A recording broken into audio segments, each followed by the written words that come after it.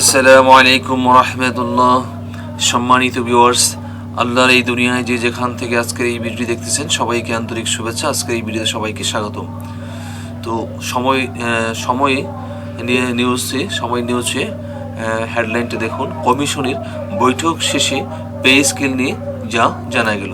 তো চলুন আমরা এখান থেকে বিস্তারিত জেনে নিই। সরকারি চাকরিজীবীদের জন্য বহুল প্রতীক্ষিত নবম জাতীয় পে স্কেল নিয়ে বড় ধরনের অগ্রগতির আভাস পাওয়া গেছে। নতুন বেতন কাঠামোতে সর্বনিম্ন মূল বেতন কত হবে তা নিয়ে সরকারের সংশ্লিষ্ট কমিশনে 3টি পৃথক প্রস্তাব উত্থাপন করা হয়েছে বলে জানা গেছে। পাশাপাশি সর্বোচ্চ ও সর্বনিম্ন বেতনের ব্যবধান কমিয়ে আনার লক্ষ্যে একটি নির্দিষ্ট অনুপাত চূড়ান্ত করার খবর পাওয়া গেছে।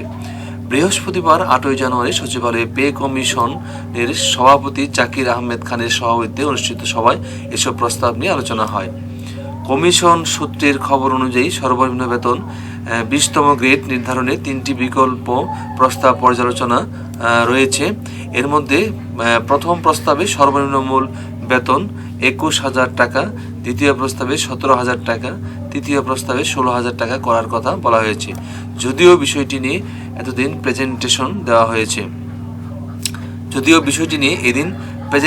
দেওয়া হয়েছে, তবে কোনো প্রস্তাবে এখনো চূড়ান্ত করা সম্ভব হয়নি। সভা সূত্রে জানা গেছে, এই 3টি প্রস্তাবের মধ্যে থেকে যে কোনো একটি শেষ পর্যন্ত চূড়ান্ত হতে পারে। তবে বাড়ি ভাড়া, চিকিৎসা ভাতা সহ অন্যান্য আনুষঙ্গিক সুযোগ সুবিধা এখনো সমন্বয় না হওয়ায় সর্বোচ্চ বেতন ঠিক কত হবে তা এখনো নিশ্চিত করা সম্ভব হয়নি।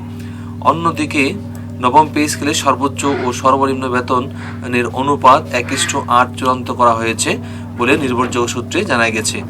এর আগে 1:10, 1:12 অনুপাত নিয়ে আলোচনার গুঞ্জন থাকলেও শেষ পর্যন্ত 1:8 অনুপাতটি প্রাধান্য পেয়েছে। এই অনুপাত কার্যকর হওয়ার অর্থ হলো 20তম গ্রেডের একজন কর্মচারীর মূল বেতন যদি 100 টাকা হয়, তবে সর্বোচ্চ গ্রেডের কর্মকর্তার মূল বেতন হবে 800 টাকা। পে কমিশনের সভাপতি জাকির আহমেদ খানের সভাপতিত্বে অনুষ্ঠিত এই পূর্ণ কমিশনের সভায় সদস্য ডক্টর মোহাম্মদ আলী খান এবং ফজলুল করিম, মোহাম্মদ মুসলিম উদ্দিন এবং সদস্য সচিব মোহাম্মদ ফরহাদ সিদ্দিক সহ অন্যান্যরা উপস্থিত ছিলেন।